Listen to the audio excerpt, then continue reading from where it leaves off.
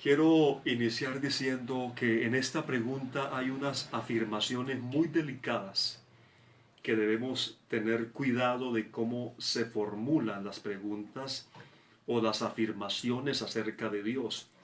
Yo pienso que quien hizo esta pregunta pues no lo hizo con esa intención, pero es bueno tener en cuenta porque escuche lo que está afirmando quien hace esa pregunta. Dice, está afirmando que Dios confundió y engañó a las personas mediante la religión del judaísmo. Eso es lo que está afirmando la persona que hace esta pregunta, que Dios confundió y engañó generaciones de personas mediante la religión del judaísmo. Bueno, ante eso le tengo que decir categóricamente que Dios ni confunde ni engaña. Dios ni confunde ni engaña. La Biblia dice, 1 Corintios 14:33, pues Dios no es Dios de confusión, sino de paz. Y también dice en Romanos 3:4, sea Dios veraz y todo hombre mentiroso. Entonces, Dios ni confunde ni miente, para dejar claro esa base. Los confundidos y los mentirosos son los seres humanos que malinterpretaron lo que Dios les propuso a través de todos los mandamientos y las prescripciones dadas en el Antiguo Testamento. Dios no inventó la religión judía, ninguna religión. Dios no inventa religiones, Dios no es inventor de religiones. Dios lo que quiere es que lo conozcamos a través de su palabra. Él tiene medios para darse a conocer. Fueron los judíos los que hicieron de eso una religión. Ahora, en cuanto a por qué el Señor no se manifestó en carne desde el principio, la Biblia también dice algo. Gálatas 4:4 dice, pero cuando vino el cumplimiento del tiempo, Dios envió a su Hijo nacido de mujer y nacido bajo la ley. Es decir, el tiempo en el que Él se manifestó en carne fue el momento que Él consideró oportuno. En su soberanía, en su presciencia o conocimiento anticipado de todo, Dios consideró que el tiempo, hace 2000 años, en que Él se manifestó en carne, era el ideal. Yo no sé exactamente por qué no lo hizo antes o después, pero yo no estoy aquí para cuestionar lo que Dios hace, sino para creer por la fe que lo que Él hace en el tiempo que lo hace y en la forma que lo hace está bien, porque Él es perfecto. Muy bien. La segunda pregunta dice así, escuche la pregunta por favor, dice, la Biblia dice que Dios creó a Adán y Eva, pero ellos solo tuvieron dos hijos. Entonces, ¿cómo se multiplicó la especie? ¿Será que hubo otro Adán y otra Eva? Esa es una pregunta que me están formulando. Bueno, creemos lo que la Biblia dice. Ciertamente de una pareja Dios hizo toda la humanidad, Adán y Eva. No hubo otra pareja alterna en otro paraíso alterno. No, la Biblia no dice eso. Solo creó Adán y Eva, pero en cuanto a los hijos que ellos tuvieron, la Biblia no dice que tuvieron solo dos hijos, no lo dice. Menciona solo a dos, a Caín y Abel. ¿Por qué? Porque a través de ellos es que se va a desarrollar un drama, una historia bíblica. La Biblia no narra la historia de todos los hijos de Adán ni de todos los hombres y mujeres, porque tendríamos una Biblia supremamente gigante. Entonces, la Biblia no dice que Adán y Eva tuvieron solo a Caín y Abel, sino que los menciona a ellos dos porque ellos son como representativos en lo que Dios nos quiere enseñar. Mire lo que dice Génesis capítulo 1, verso 27. Y creó Dios al hombre a su imagen, a imagen de Dios lo creó, varón y hembra los creó. Y dice el verso 28, los bendijo Dios y les dijo, fructificad y multiplicaos, llenad la tierra y sojuzgadla. Desde el mismo momento en que Dios los creó, los bendijo para que ellos fructificaran y se multiplicaran. En ese mismo instante en que Dios les dijo, ellos comenzaron a multiplicarse y a llenar la tierra mediante la concepción de muchos hijos. Es decir, que en Génesis 1:28, Adán y Eva comenzaron a tener hijos, a multiplicarse, desde el momento en que Dios les dijo, fructificad y multiplicados, ellos de una vez obedientes comenzaron a multiplicarse. Eso es Génesis 1:28. Y es solo en Génesis 4:1 que se menciona el nacimiento de Caín y Abel. Es decir, que antes de que estos dos nacieran, ellos, Adán y Eva, ya habían tenido muchos hijos. Y debes tener en cuenta algo, sobre todo en el libro de Génesis, es que entre versículo y versículo o entre capítulo y capítulo pueden pasar cientos de años. Entonces, ahí está la explicación. Y por ahí derecho le respondo la pregunta, ¿de dónde salió la esposa de Caín? Sí, es la famosa pregunta, ¿de dónde salió la esposa de Caín? Pues de sus muchos hermanos que Adán y Eva habían tenido cientos de años antes. La tercera pregunta dice así. Según la Biblia, Éxodo 4:11, Jehová decide quién nace sordo o mudo. Viene la pregunta, ¿no es éticamente incorrecto este tipo de manipulaciones, dado que producen graves limitaciones? Ahora, si nos remontamos a la explicación científica para las malformaciones embrionarias, ¿dónde quedan las intervenciones de Dios? Atención a esa pregunta. Quien formula la pregunta dice que según Éxodo 4:11, Dios es quien decide quién nace sordo o mudo. Y la persona que formula la pregunta, suponiendo que la Biblia dice eso, entonces propone que Dios actúa éticamente incorrecto porque es un manipulador de la formación del embrión como lo hacen los científicos en la actualidad. Otra vez tengo que recalcar que debemos tener lo que estaba predicando ahora, que es lo que debemos tener cuando vamos a hacer afirmaciones de Dios. Temor de Dios. Hay que tener temor de Dios incluso para hacer preguntas, porque hay afirmaciones que se hacen sobre Dios que no son ciertas. Pero asumamos que quien hizo esta pregunta tampoco lo hizo con esa intención. Primero que todo, voy a leer lo que dice el texto bíblico, porque quien pregunta dice que el verso declara que es Dios quien decide quién nace ciego y quién nace sordo. Pero oiga como dice realmente el texto. Éxodo 4:11.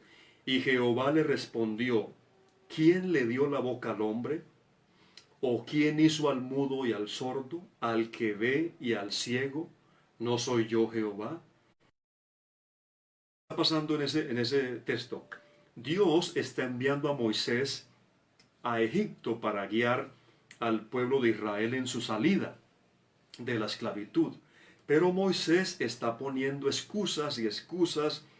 Entonces Dios le va respondiendo cada una de esas excusas.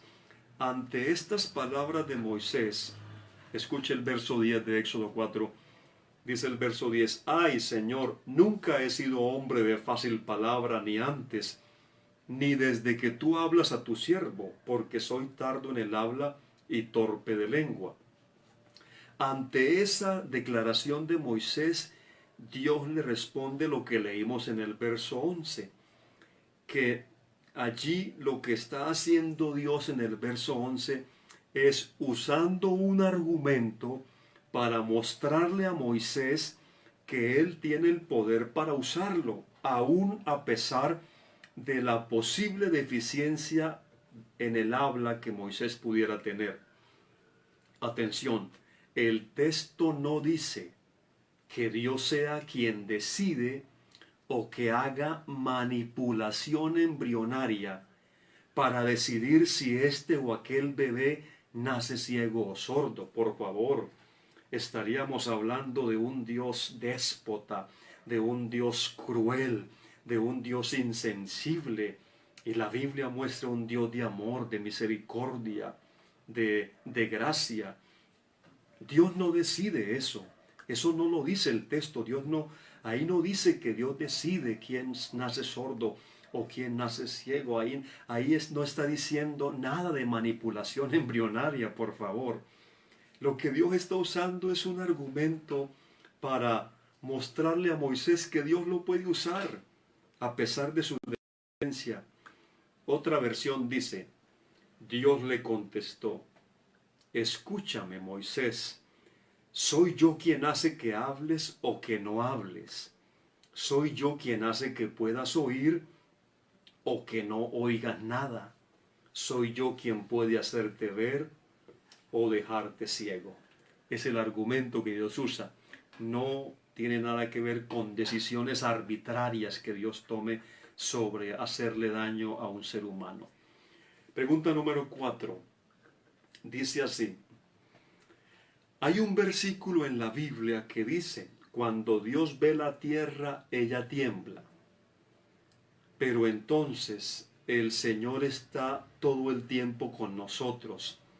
En ese orden de ideas, ¿la tierra temblaría todo el tiempo? Esa es la pregunta. El versículo que cita la persona que pregunta es el Salmo 104:32, donde habla del Señor y dice, Él mira a la tierra y ella tiembla. Debemos entender que el libro de los Salmos está clasificado dentro de los libros poéticos. Y tú debes saber que los poetas dicen las cosas con palabras diferentes a las que comúnmente hablamos. Esos son los poetas. Y el salmista era un poeta, era un dulce cantor. Y él decía las cosas de esa manera. Cuando tú lees todo el Salmo 104, notas que el Salmo en su totalidad habla de la grandeza de Dios, de su poder y de los cuidados por su creación. Entonces lo que el salmista quiere describir es que si Dios mirara la tierra con indignación, ella temblaría. O sea, la figura es como la del papá cuando se enoja, que con una mirada así frunce el ceño el niño de una vez, entonces se percata del asunto. Gracias a Dios que Él no mira la tierra constantemente de esa manera, porque ahí sí sucedería lo que dice la persona en la pregunta, temblaría todo el tiempo. Ahora la persona dice, si Dios está con nosotros todo el tiempo, entonces todo el tiempo debe temblar. No se debe interpretar así, porque cuando el Señor dice yo estoy con ustedes todos los días, no es para infundir miedo ni pánico ni para hacer temblar la tierra, sino para producirnos gozo, esperanza y confianza. Si Dios mirara la tierra así de esa manera, pues, bueno, yo espero que no la mire nunca así, porque el día que Dios la mire así, no quedaría ni una casa de pie, ni un edificio, ni una montaña quedaría en pie, porque sería algo realmente de una escala cataclística, pero lo que nos quiere decir el texto no se refiere exactamente a eso. En quinto lugar dice, ¿cuál sería la posición de un joven o adolescente cristiano ante la situación que actualmente vive el mundo?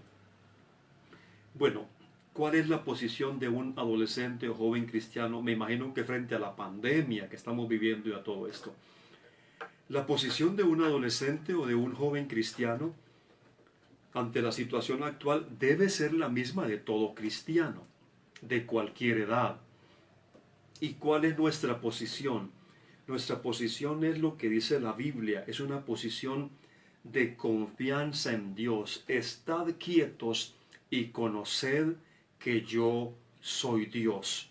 Es una posición de provisión en la escasez, de esperanza en la desesperanza, de gozo en la tristeza, de fortaleza y de consuelo. Es una posición de prudencia también y de sabiduría. No debemos apresurarnos a decir que esto ya es el fin del mundo. Eso no está bien. No debemos apresurarnos a decir que la pandemia es un ataque del infierno o que es un castigo de Dios. Debemos ser prudentes. Existen cosas en la vida que realmente no les tenemos explicación. Pero nuestra posición es esta. Dios es bueno, es justo y sabe lo que hace. ¿Cómo es? Dios es bueno, es justo y sabe lo que hace, aunque nosotros no entendamos algunas cosas. Este es un buen momento, no para juzgar a las personas, no para condenarlas, sino para aprovechar la oportunidad y hablarles que hay esperanza en Dios, que hay consuelo en Dios, que el mundo vea una juventud confiada en el Señor, no una juventud aburrida como un bulto de papa esparramado ahí en el sillón, todo el día ahí dele al aparatico.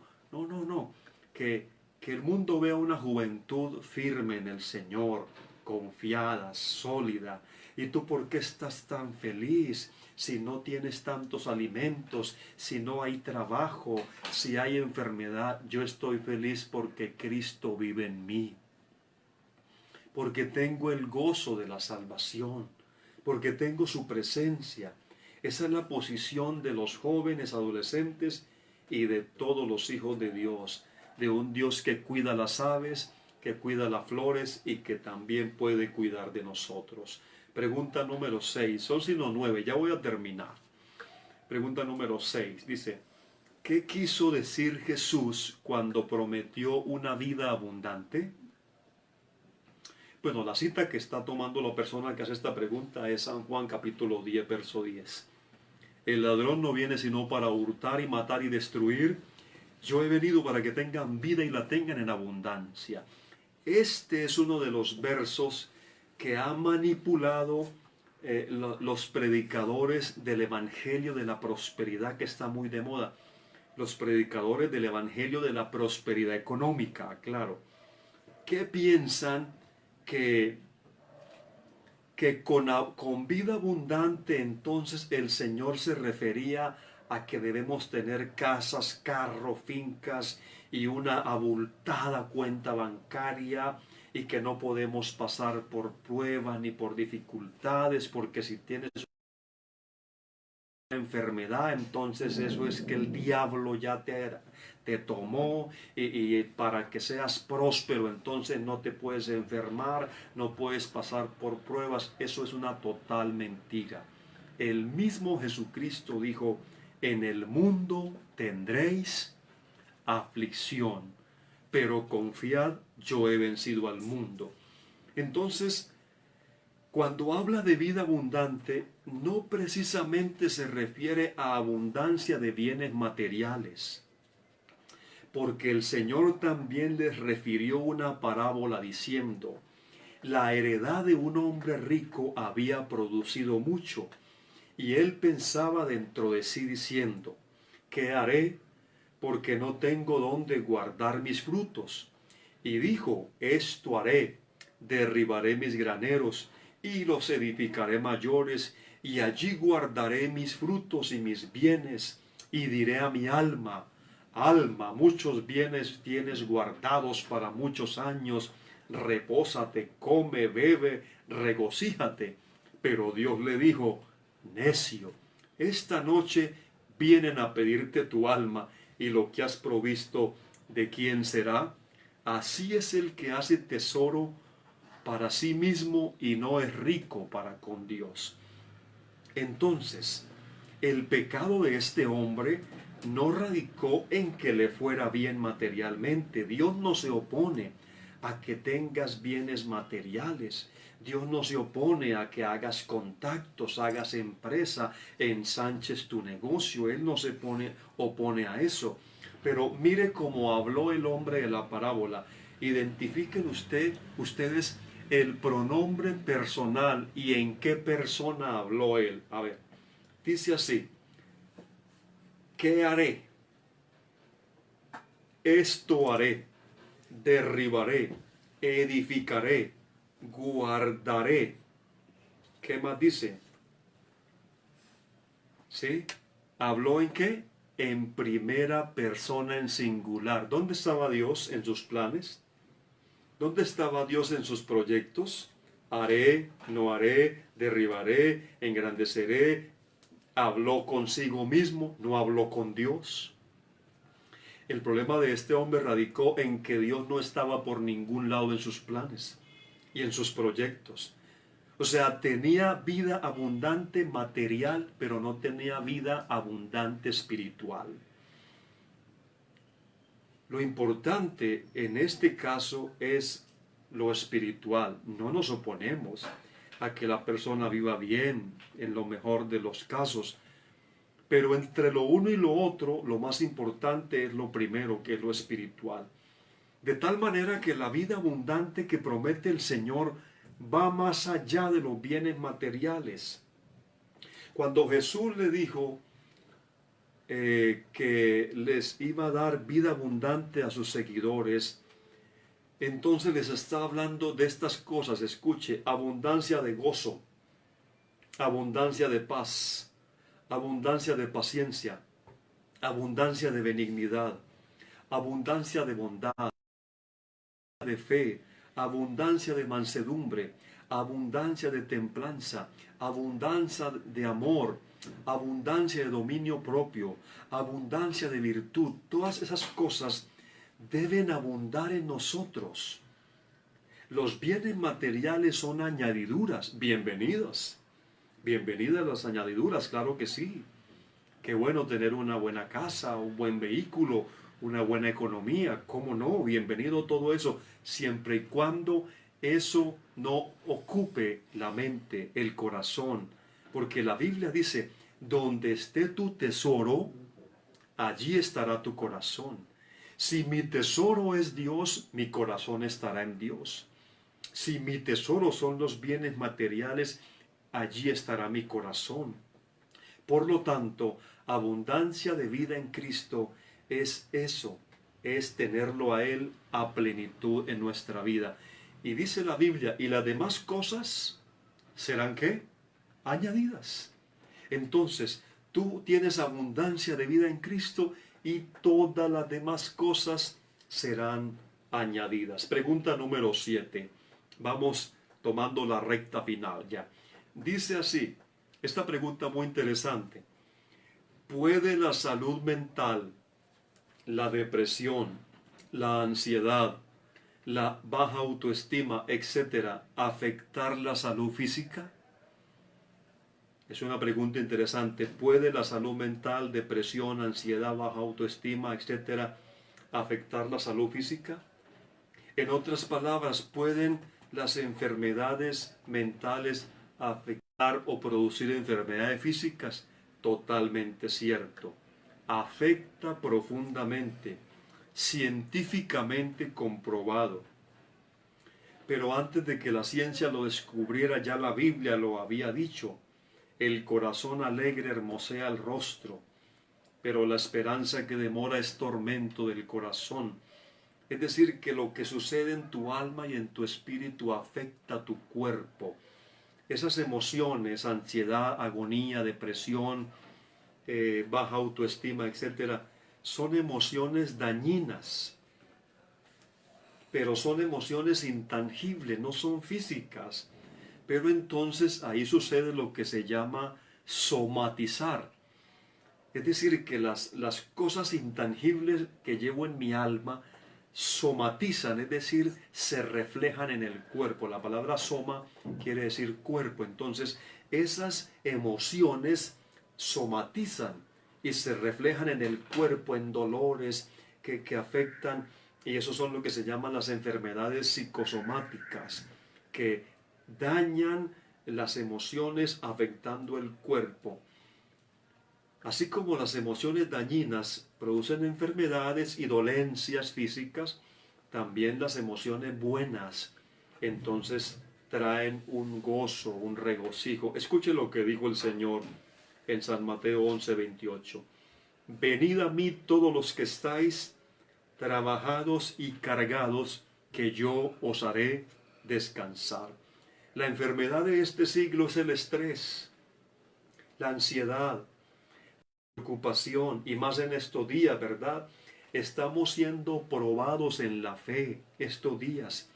No hay trabajo, no hay ingresos, el alimento escasea, hay el futuro, el temor, todo eso que quiere producir ansiedad, estrés, y la esposa habla con el esposo y qué vamos a hacer, y nos arrancamos los pocos pelos que nos quedan, y cuando nos arranquemos los pelos de la cabeza nos vamos a arrancarlos de las cejas. ¿Por qué? Porque a eso lleva la ansiedad, y algunos van a salir de la pandemia enfermos de sus emociones y alterados. Pero escúchele, tengo el remedio y no le voy a cobrar por eso. No le voy a cobrar por la terapia, está en la Biblia. Le voy a regalar unas píldoras para las enfermedades psicosomáticas. Y la primera la vamos a encontrar, primera pildorita para tomarse todas las mañanas. Todas las mañanas se va a tomar esta píldora, vea. Primera de Pedro 5:7. Se la va a tomar con abundante fe. Echando toda vuestra ansiedad sobre Él, porque Él tiene cuidado de vosotros. Tomes esa píldora todas las mañanas. Cuando le vaya a visitar la ansiedad de hoy y el encierro y la pandemia y la escasez y aquello, usted se toma esa píldora. He hecho toda mi ansiedad sobre Cristo porque Él tiene cuidado de mí. ¿Cómo le parece? La otra píldorita para tomar por la tarde, entonces la encontramos en Filipenses 4:6. Filipenses 4:6 es una palabra muy, muy hermosa. Filipenses 4:6 dice la escritura de la siguiente manera. Filipenses 4:6. Por nada estéis afanosos. ¿Por qué vamos a estar afanosos, afanados? Por la pandemia, por la escasez, por la enfermedad, por la falta de trabajo, por la falta de dinero. No. Aquí dice, por nada estéis afanosos. ¿Por qué te vas a preocupar? Por nada.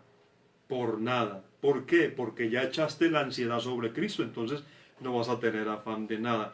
Por nada estéis afanosos. Esa es la otra pildorita. Filipenses 4:6. Por nada estéis afanosos, sino sean conocidas vuestras peticiones delante de Dios con toda oración y ruego con acción de gracias. Oiga, con acción de gracias. Y el verso 7 es la otra pildorita, Filipenses 4:7. Y la paz de Dios, que sobrepasa todo entendimiento, guardará vuestros corazones y vuestros pensamientos en Cristo Jesús. Ahí hay sanidad, ahí hay sanidad.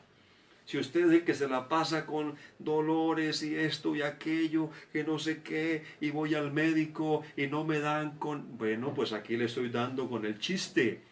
Vea, tiene ansiedad, estrés, falta de confianza, desesperanza. Tomes estas píldoras todos los días. Primera de Pedro 5:7, Filipenses 4:6, Filipenses 4:7, y la paz de Dios.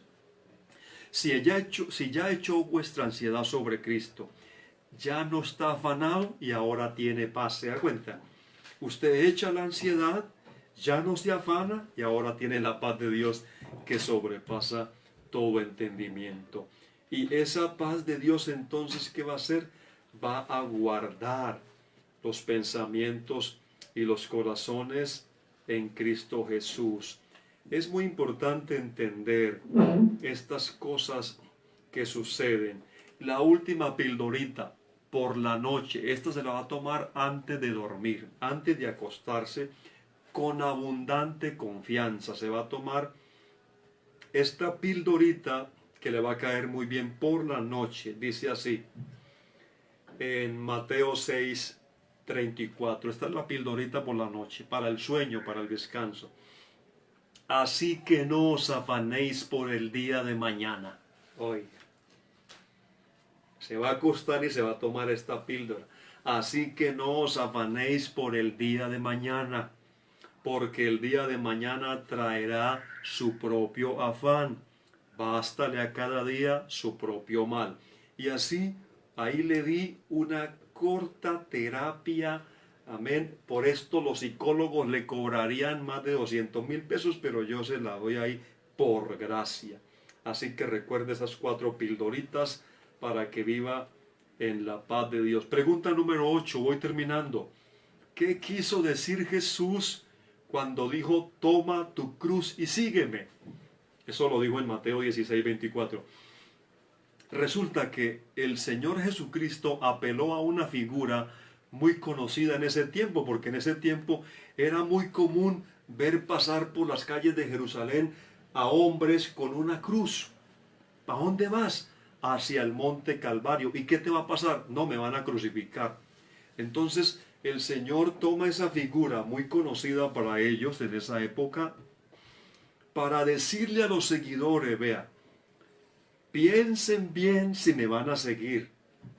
Piénsenlo bien. Por eso él dijo, mire, si alguno quiere venir en pos de mí, tiene que hacer estas cosas. Niéguese cada día. Tome su cruz y sígame. Niégate, toma tu cruz y sígueme. La pregunta aquí es, ¿qué significa tomar la cruz? Tomar la cruz no es literal. No es que voy y compro un crucifijo y me lo cuelgo en el cuello, o en la mano, o en la cintura. No. Cruz, ahí en ese contexto, significa sufrimiento, dolor, renuncia y muerte. Lo que les está diciendo el Señor Jesús a sus discípulos es, mire, si me van a seguir tienen que renunciar a ustedes mismos. Tienen que morir a su propio yo. Morir al pecado y al mundo. Pablo entendió a cabalidad estas palabras cuando dijo en Gálatas 2:20, con Cristo estoy juntamente crucificado, y ya no vivo yo, mas vive Cristo en mí. Y si me queda algo por vivir en esta carne, lo viviré en la fe del Hijo de Dios, el cual me amó y se entregó a sí mismo por mí. Entonces, ya no vivo yo, Cristo vive en mí, pero para que eso suceda, primero tengo que morir con Él, ser sepultado con Él y resucitar con Él. Ese milagro se da en el bautismo. Tú mueres al pecado, sepultamos en las aguas del bautismo y sales de las aguas del bautismo en vida nueva. Por eso tienes que ser bautizado en el nombre de Jesús.